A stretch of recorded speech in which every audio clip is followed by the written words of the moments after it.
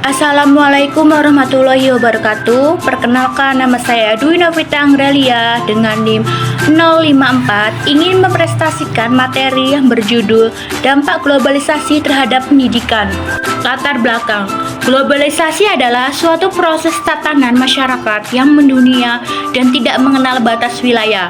Globalisasi pada hakikatnya adalah suatu proses dari gagasan yang dimunculkan, kemudian ditawarkan untuk diikuti oleh bangsa lain, yang akhirnya sampai pada suatu titik kesepakatan bersama dan menjadi pedoman bersama bagi bangsa-bangsa di seluruh dunia.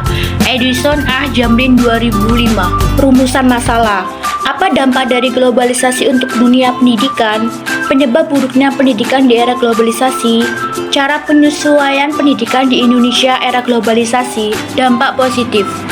1. Dampak positif globalisasi dalam pendidikan. Pengajaran interaktif multimedia. Kemajuan teknologi akibat pesatnya arus globalisasi merubah pola pengajaran pada dunia pendidikan. Pengajaran yang bersifat klasikal berubah menjadi pengajaran yang berbasis teknologi baru seperti internet dan komputer. Dampak negatif.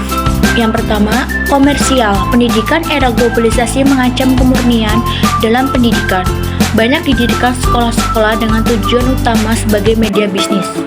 Yang kedua, dunia maya.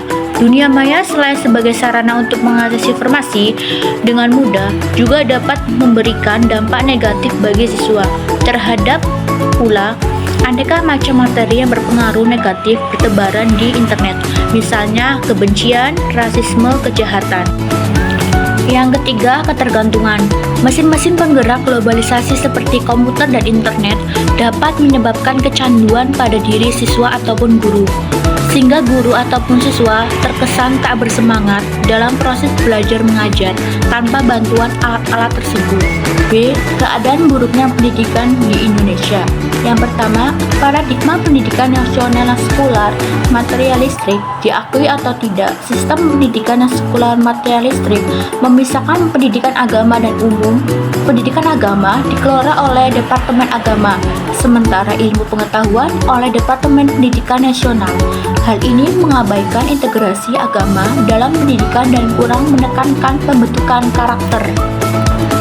Yang kedua, mahalnya biaya pendidikan. Pendidikan bermutu itu mahal. Itulah kalimat yang sering terlontar di kalangan masyarakat. Mereka menganggap begitu mahalnya biaya untuk mengenyam pendidikan yang bermutu.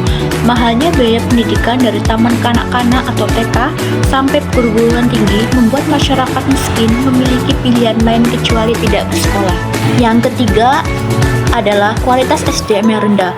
Kualitas SDM Indonesia rendah akibat paradigma pendidikan sekular materialistik, tertinggal dibandingkan India yang meskipun bermasalah, mampu menghasilkan tenaga kerja berkualitas tinggi.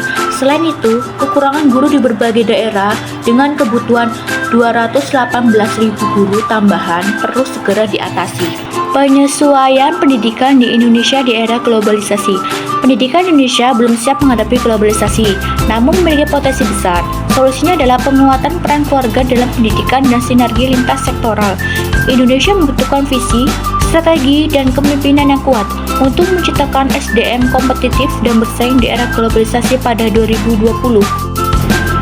Kesimpulan, dampak globalisasi terhadap pendidikan dapat dilihat dari berbagai aspek secara positif.